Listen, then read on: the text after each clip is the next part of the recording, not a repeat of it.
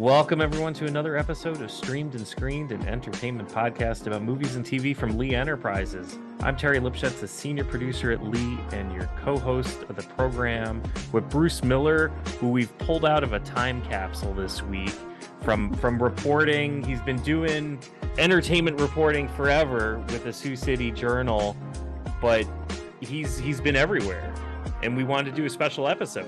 We are coming up on 44 years. 44 years. Can you believe that? But, I thought it would be fun to talk about something that people always ask me about, which is, do you get to actually go to the sets of these things? Do you get to talk to the movie stars? Oh, you're just making all that up, aren't you? No, after this many years, you can't make it up because it's just too difficult to think about, wait a minute, didn't I use that line before? I can't use that line again. You need to have that one-on-one contact. And that's the thing I think has been the biggest joy of covering entertainment, is actually getting to meet people that you maybe admired at some point, or you like their work, or you think that they're different than their public persona. So yeah, that's been a really cool thing. And early on in 1980 was the first trip I took to the West Coast for pilot season, whatever you might want to call the new shows. And one of the things that's very common is they'll take you to the sets of various shows. So you get a chance to watch them film things. You get a chance to walk around the set and look at all of that kind of fun stuff. You get to interview the actors. It is a really kind of head-turning situation the first time you do it. I have been on the set of every Star Trek series except the first one. And I have sat in every captain's chair, which is interesting because all aren't comfortable. I've gotten to see, some big, back in the day, they were mini series. They weren't limited series, but I've been on the sets of those. I was on the set of the Thornbirds, which was it looked like a working sheep ranch in Australia, but it was actually in California. And we had dinner on the porch of Dragita, which was the name of the ranch, and with the stars. And one of the stars, Rachel Ward, was really upset because one of the producers said that she was a 9 in looks and a 3 in acting. Oh, geez. And she got all upset and started walking away from the set of this. And all you could think about is they're not done filming this thing. And she's bailing because she doesn't like what the producer said. And they immediately ran after her and tried to smooth over this problem. And it was all happening before our eyes. Well, we were there to have dinner and watch them shear sheep.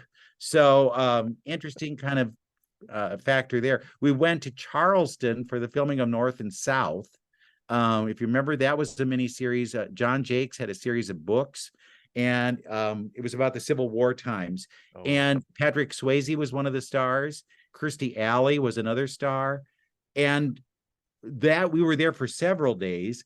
And they had dinner with them every night. And they were very, very fun because they would tell you things that you didn't really, it never came out any other way. But they said they'd given everybody on the miniseries a hoe name. So they were different kinds of hoes in this show. Okay. Oh, so Patrick Swayze, because he was a dancer, was called Hoe Down. And they went through the whole cast and told us all their different hoe names. And they didn't like Leslie Ann Down, who was one of the stars of it. And I said, well, what's her hoe name? And they said, you got to go over and ask her herself, and she'll tell you what her hoe name is. So we went over to Leslie Ann Down, and I said, well, now they say everybody has a hoe name. What's your hoe name? And she says, I'm a hoe. So that's the kind of stuff you don't get when you're just normally doing an interview over Zoom, or if you're calling somebody on the phone. But it's very fun to be in that environment, and you see them shooting scenes, and they'll do it over and over, and you think, God, they're never going to finish this thing because it's taking so long. And I was fortunate that I was at the last day of MASH. MASH did a big movie for their final episode, but that was not the final episode they shot. They did the episode before that on the 20th lot, and it was about burying a time capsule. And they were there, and they did it once, and they said, yeah, we got to do it again. And so they did it again. And the guy said after that, that was good. That's it. That's the end of MASH. Thank you. And the actors all kind of fell into each other's arms and were crying. And I mean, it was a real emotional, moving time. And they had huge media coverage. I remember standing near Maria Shriver, who was covering it for NBC. And they said to us, you can take anything you want from the set when you leave. And I happened to be standing in the shower. And so I have a bar of soap from MASH. That's my memento from that. But that was such a momentous kind of thing. And even now, when you see it in reruns, it's like, wow, I can't believe I was there when they ended MASH. I sent you a bit of a list of shows that I was kind of interested in, and MASH was on my list because for me, as a child, it was one of the first big shows I remember watching. Now, it started when the show started, I wasn't even born yet. But as it progressed, thanks a lot, yeah, right.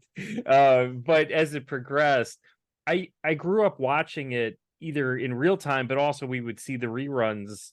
My parents would just have the show on. So I remember watching mostly the later episodes, but what a big deal it was on TV to watch that final episode, that movie episode. It was huge. It's up until recently was one of the most watched all-time shows ever.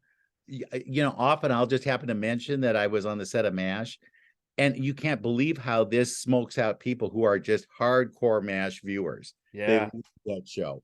Early on, when they started putting out DVDs of full seasons of TV shows, it's one of the first shows that I bought on DVD because Did you watch it all?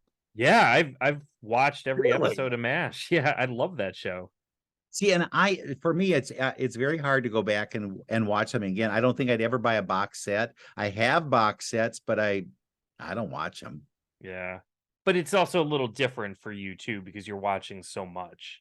Well, you're always looking at the next thing you've got to see, just to see, you know, what's happening, what's new, what's next.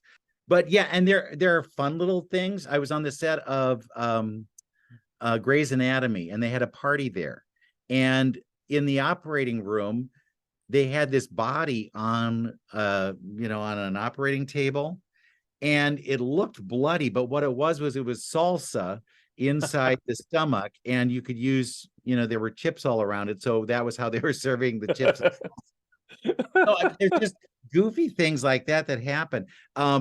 If you remember ER had, it looked like a really bad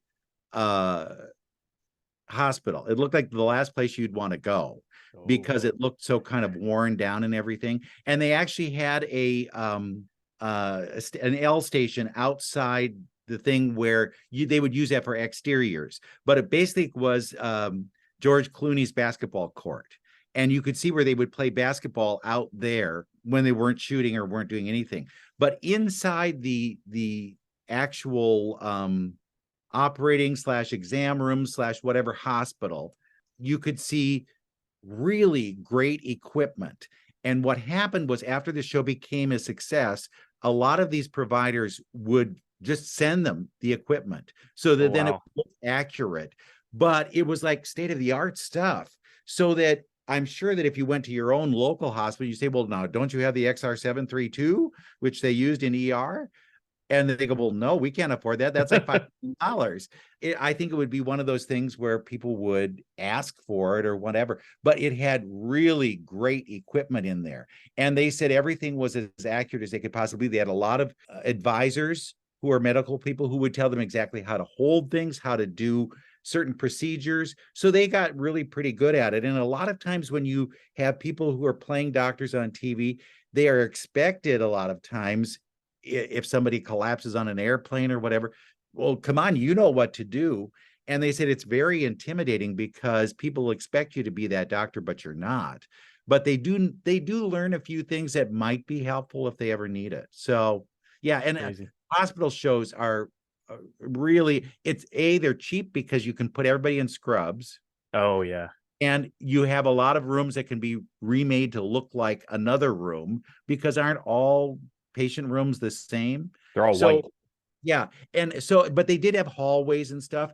In terms of something that was real big like that, West Wing really did have those hallways where they did the walk and talks, and they Yep. had the Oval Office. The Oval Office was cool to see.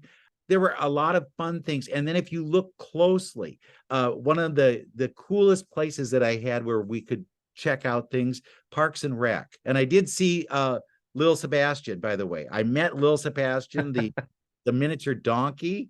Oh, I geez. was so thrilled. It was like, you have seen, there's no star bigger than this. And he was cute. And I got my picture taken with him. So it was cute, cool.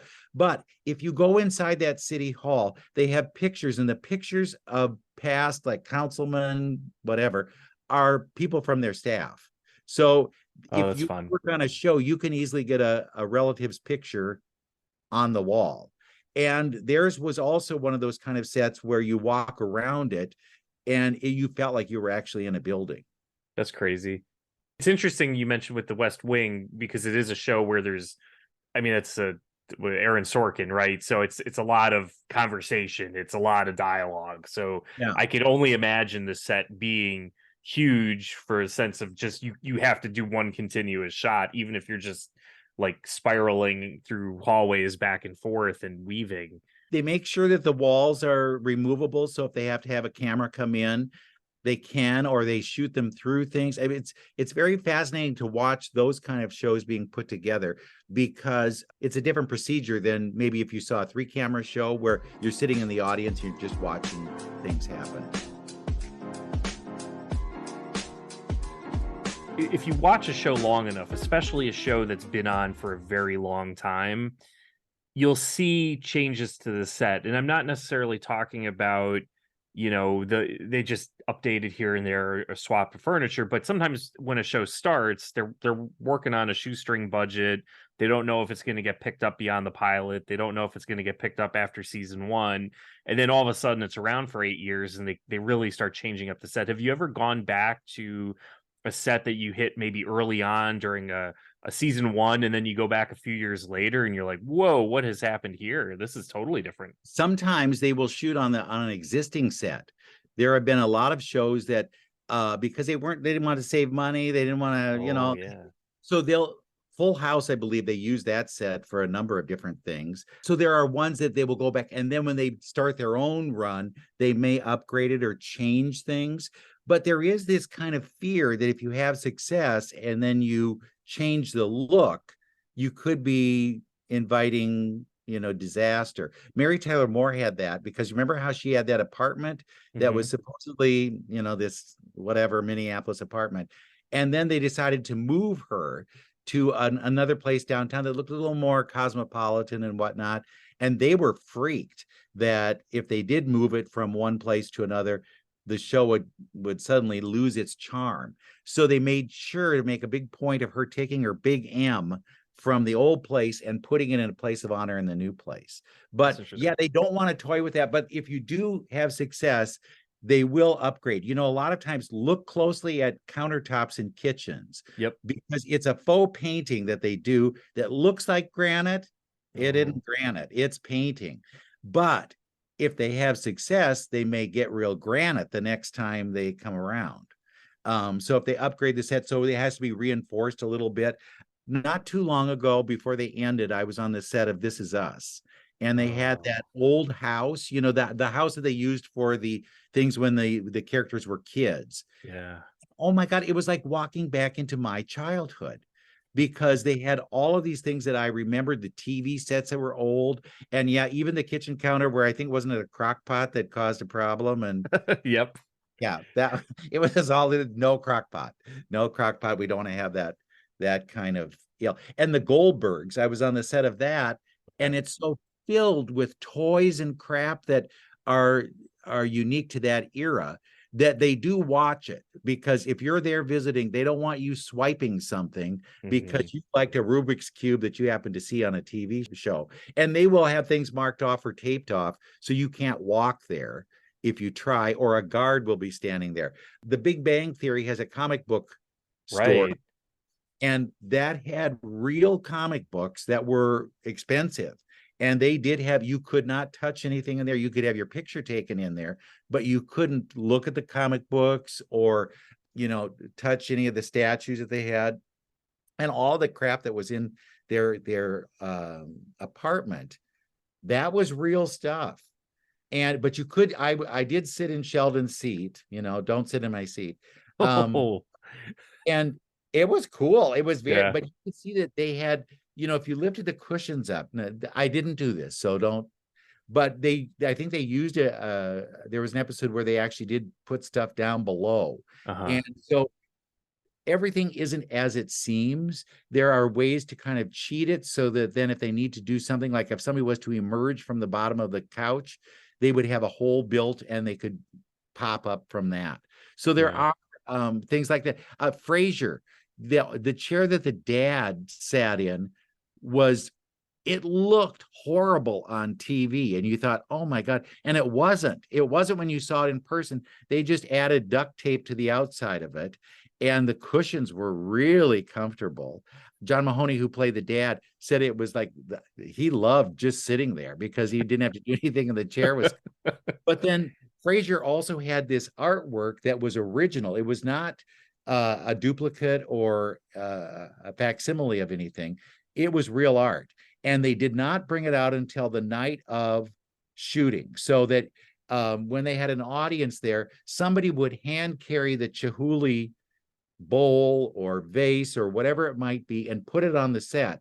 And then as soon as they were done shooting, they would remove it and put it somewhere else. But they did not leave them out there just in case, because how would you replace it? You couldn't. That's fascinating, because I've always watched, like I watch Frasier and I watch Big Bang Theory, and those types of shows I'd watch. I was like, wow, these are really good sets, especially with Big Bang Theory, because they're geeks and they've got all the toys and the other comic book type things. And I don't collect comic books, and I never really got into them, but I know what a comic book looks like. And when they hold them up on the show, I'm thinking like, wow, that's a really good reproduction, but it's not a reproduction. It's the real thing. Yeah. It's the real deal. And I'm sure a lot of the people who work on the show are hardcore geeks like that.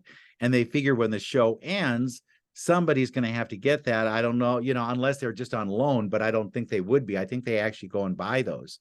Yeah. But yeah, and so you usually ask the people, now when the show ends, what are you going to take? What do you want? And it's not necessarily the stuff you think. Kaylee Cuoco from that show there was a picture that she said she always stared at, and she wanted that because she remembers that's what she'd look at whenever she was sitting in a seat or if she was talking to somebody. It was a big nothing picture. It was not something you go, oh my God, is Spider-Man 1952? No, it wasn't anything like that. So there are things that mean something to them, but don't necessarily mean anything to the show.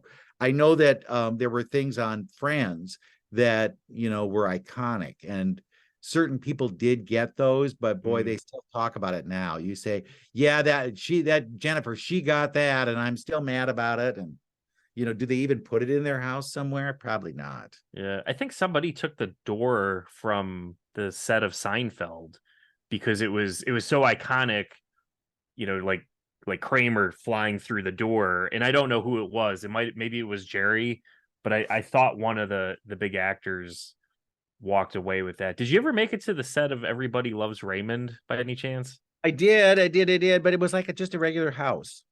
Did you get to at least sit on the couch that was covered in or zipped up in plastic? Oh yeah, well, but sitting I was on Roseanne's couch too, in case you care.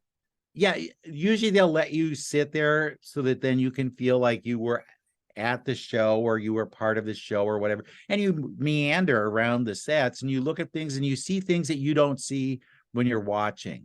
And I'm not naming names but there are actors who don't memorize their lines. Sure. And so they'll stash them, and they'll have things like, there might be magazines on the table, and if you open up the magazine, you might find a script in there. That's crazy. So they would act like they were reading a magazine when they were actually reading the scripts. Now, in recent years, some of these shows were done, not any big show that but some of these cable-ish shows, if you will, they would shoot 3 episodes in a week. And it was impossible for the actors to memorize those scripts. So they had huge big screen TVs like they were teleprompters that would be behind the characters so they could just read the lines off them. And that's fun to see because you go, oh, I thought they had to memorize all this stuff. Maybe I could be an actor. I wouldn't need to worry about that. But yeah, so it varies from where you go. On the Disney campus, if you will, a lot of those Disney afternoon shows that you'd watch on the Disney Channel or wherever were nearby each other. And the kids all got to be real good friends with each other. They all knew Miley Cyrus. They all knew the Jonas Brothers.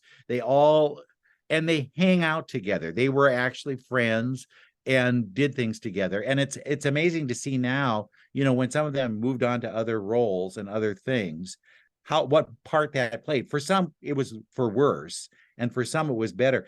I was with the Zach and Cody kids, the Sprouse kids.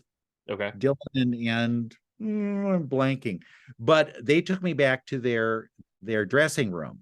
And they showed me where they actually studied with a tutor. They have to have so many hours a day with a tutor if you're using a kid, and they can only work so many hours a day. One of the boys said, truthfully, I think as actors, we're about a 4. We're not that good, but we're trying to make money to get our college paid for. Okay. And so, we buy into this. We see what this is all about. And they are far more sophisticated than you think on these kids shows. These are not kids who are, just throwing it out there and wanting to be stars. Some are there just because it's a job. Yeah. And I can make some money. And both the Sprouse boys did go to college. Now, one ended up on Riverdale. And they're both working in the business now, but it was never the goal. That's kind of a byproduct that they still get to work. And I always remember Demi Lovato telling me about kids today. I said, what don't they realize about being a young actor on a TV show? And she said, they think it's all about the purse. And I said, what? And she said, they think that you can have a really expensive purse, and they don't realize what you're giving up or what you have to do. And it's not all about the purse. And I thought, well, that was a very kind of fascinating way to kind of size it all up, because I think fans look at these things and they think it's much more glamorous than it is. It's not. Yeah. Those sets are, in these huge warehousey kind of barn facilities where mice can easily be running around. There's not a hesitation there. There's a huge craft services table, but you don't know who's touched that food or where that food's been. So there are a lot of things that don't make it seem like, oh my God, here comes Greta Garbo and Clark Gable walking down the street. Not at all like that. It really is a factory. It's a factory of entertainment. Yeah, and a lot of those Disney-ish, Nickelodeon, Nick Jr. kind of shows too. I'm not saying that the sets don't look good, but you see a lot more artificial grass on the shows, which clearly isn't grass. The production value isn't necessarily as high as you would expect either. Well, and they would talk about how there's a Disney style. And what? Where they have to do kind of those broad gestures and everything. And some of the kids really thought that was wrong, that they didn't want to do that. And you can see where now they've shifted with some of these shows that they aren't as kind of obvious. Maybe that's the term I'm looking for. But they are a little more adult, and they talk about themes that are more contemporary than they did back in the day.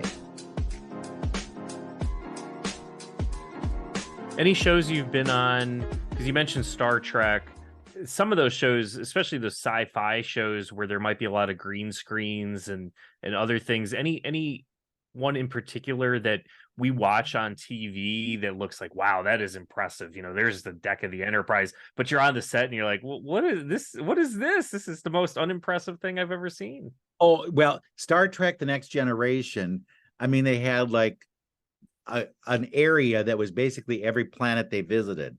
So it had rocks and things, and they just redressed it and put up a different. Yeah. So that was what you're talking about. The Orville. Do you ever remember the Orville? It was on Fox for a while. No, I don't. I think it's still going, to be honest with you. Really? It Okay. still is going, but I'm not going to vouch for that. But they had an actual ship that you walked on. You walked through the whole hallways. It seemed like it was the real deal. And that's because Seth MacFarlane, who was producing it, Oh, um, was able to, say, I want the real thing. okay. And you saw the costumes that were just bizarre. I got to shoot the guns that they had, and it was like you were actually, if it was an amusement park, that's what it'd be like. It was cool. But for a lot of those ones, boy, they cheat a lot of stuff. Star Yeah. Trek was a real key one. And if you looked at the Paramount set, you would say, well, I think I've seen this place before. Watch sometimes you'll see buildings that they love to do schools, and it's just the outside of the Paramount lot Yeah. in executive's place, and you go, well, there's no school like that, but they'll dress it up and make it seem like it is. Another one that was like shot at a place, Mhm. Scrubs. Okay. Scrubs was in used to be a hospital, Okay. and they just took it over, and and then there was a bet that they had going on that if anybody would spend time in the morgue, uh they would pay them extra if they would go do that. But because it had been a hospital, they constantly had people coming in and acting like, I need help, I'm bleeding, can you help me? And they'd have to turn them away and say, no, this is not a real hospital, it's a movie set. Oh, So geez. yeah. Yeah, yeah, ones like that. The Office was shot in a warehousey kind of situation with offices. It was real offices. So when you see them all sitting around like that, that's how it was. And you could walk around all of their desks, look at everything. And they said that their computers did work. And they would do, like, one did Christmas cards. Hmm. Well, they were, because they had to be on the set. You couldn't leave. You had to be there while other scenes were shot, because you're Oh, back. sure. Right, right. You were an actor, but you were also background. So they would do stuff like that, or they'd chat to each other on their screens and act like they were working. Sure. And then there was the warehouse that was attached to it. And this was out in some industrial area, outside of Los Angeles. It wasn't, there was a fence up and all of that. But the storage area, or the loading dock, was actually filled with paper. Wow. Yeah, cool to see. Very cool. Yeah. And yes, I do have a name plaque that says I'm assistant to the assistant regional manager or whatever. But yeah, very fun, because I think those kinds of shows make it feel like you actually are there. Yeah. There's a lot of the ones where you're sitting in seats, and they will do that. If you happen to go to California and you want to see a show shot, there will be tickets available to the public. Now, usually if you go to Universal Studios, they have a ticket box or a counter or whatever that Okay. they will let you know which ones are available. Things like game shows have a lot of availability. So you could probably go to Price is Right and sit in the audience. You won't necessarily get picked, but you could go watch something like that. A sitcom could be a little more difficult because they have different nights that they shoot, and they will suck up X number of tickets just to hand out. Or if they're really bad, they will hire people to sit in the seats. To And laugh. yeah, well, and there are people who say that they used to have prisoners that would come and sit at these. Oh, geez. You know, Oh, one thing I did meet was paid laughers. Did you know that they have people who are paid to laugh? well, I knew there's laugh tracks, but I didn't know there was No. paid laughers. And these were some of those series that do not have an audience, but the kids need to know when to hold for a laugh. Okay. And so you had like 5 or 6 people. Honest to God, this was the strangest thing I've ever seen. Sitting kind of at a table, and they would get ha ha oh, oh, oh, oh, different kinds of laughs. And then the director would say, okay, tone it down a little bit here. We don't need that much.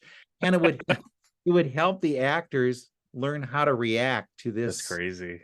this thing. But yeah, and they would they'd be reading the newspaper while they're laughing, or knitting, or doing something else. But it was a job, and I thought, paid laughter.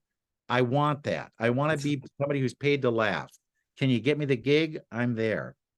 With my luck, though, I'd be on the absolute least funny show you could think of, and like, You okay, we gotta need you to bring it. laugh right now. Oh, good You Lord, I gotta gotta work bring one it. up. That's the way it is. Yeah, Yeah. yeah. It's interesting to see how success changes people, Hmm. because the first year of Friends, nobody knew who they were.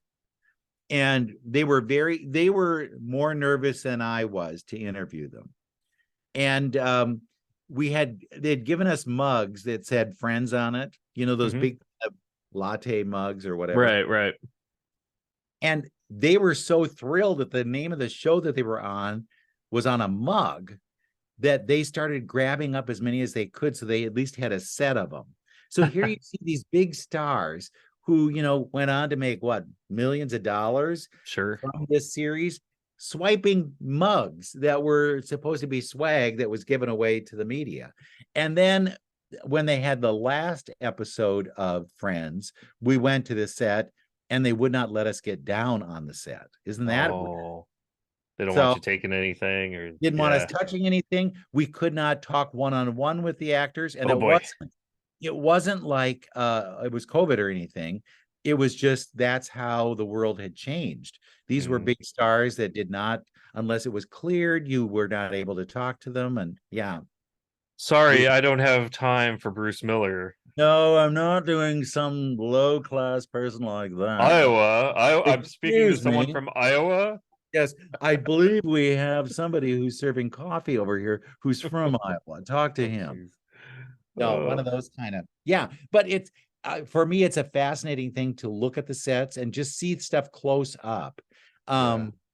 How they dress that and how they add all those things has really changed. In the old days, it was very kind of minimal. You wouldn't see much on the counters and stuff. And now, boy, they pack this, and to make sure that it matches, they'll shoot pictures and everything and make sure that every box is where it needs Yeah. to be. And I went to How I Met Your Mother? father, Father. both of them, mother Okay. and father, but father. And it was such a mess on that set. It was like this last year. Oh, okay.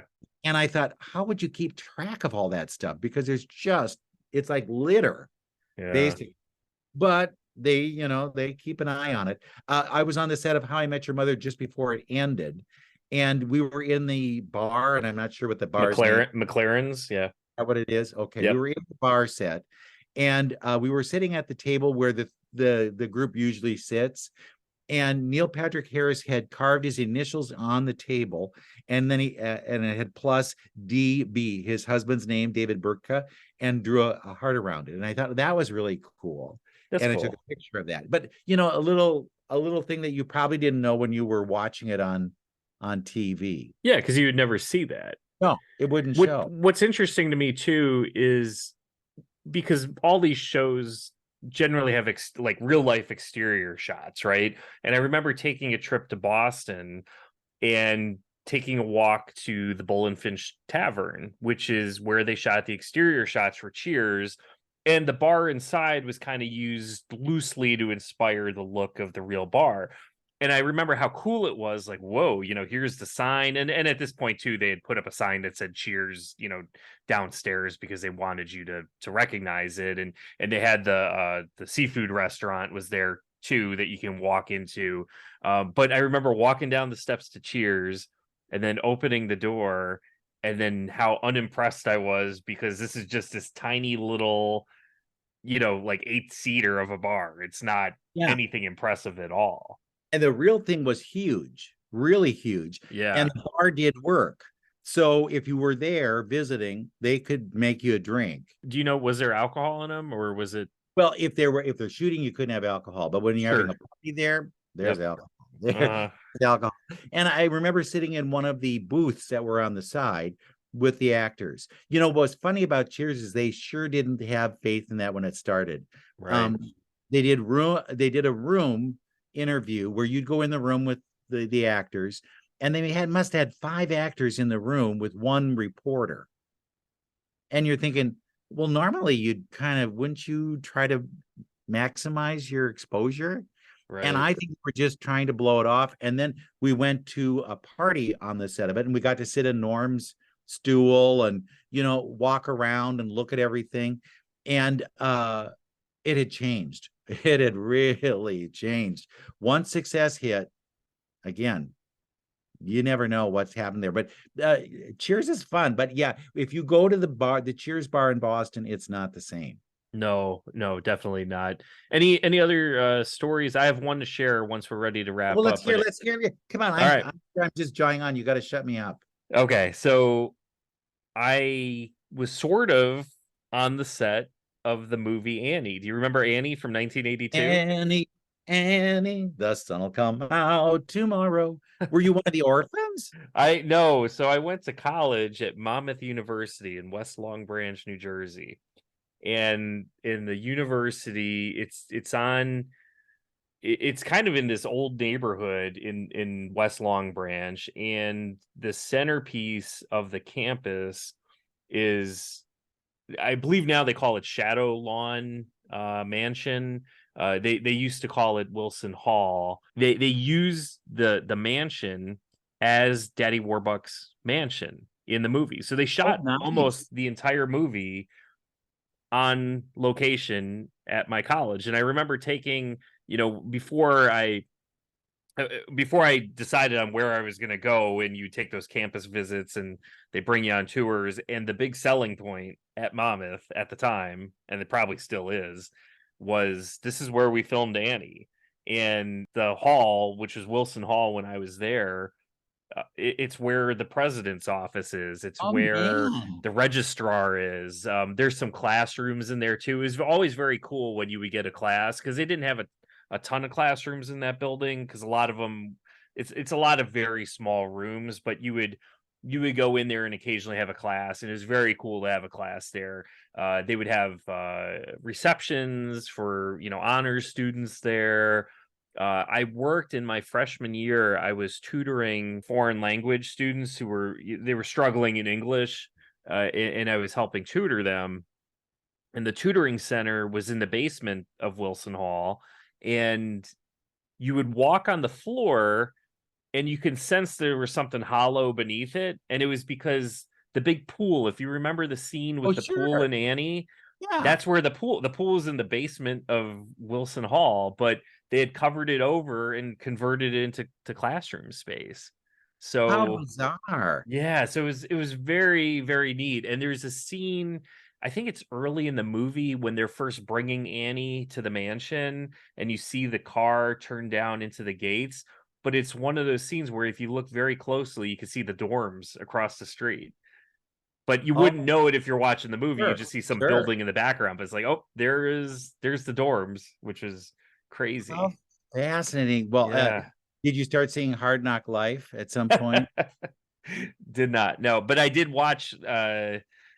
actually watch the movie after I went to school there, because it wasn't, high on my list of movies to see as a child. It didn't quite appeal to me, but uh once I got there, I watched it. It was fun to watch, and then see the different locations and think, oh, I've been there. I had to register for my sophomore year there, and I had to go pay a late book fee or something there, and yeah, Yeah, well, it's crazy see, stuff. isn't it? That's where we kind of relate to these things, is that we can find the real place it was used and go, what was that for?